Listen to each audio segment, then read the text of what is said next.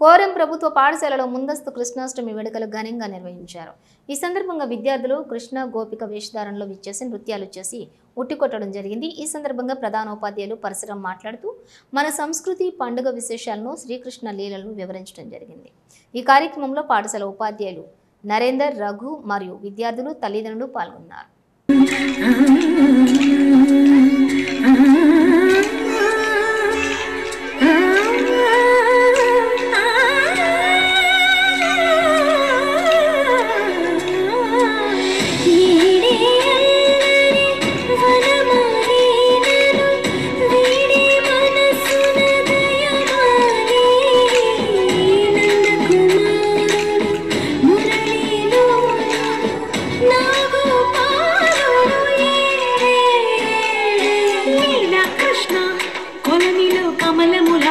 కన్నిమది తనలో కృష్ణ తేనెలా బింబిస్తానంటున్నది.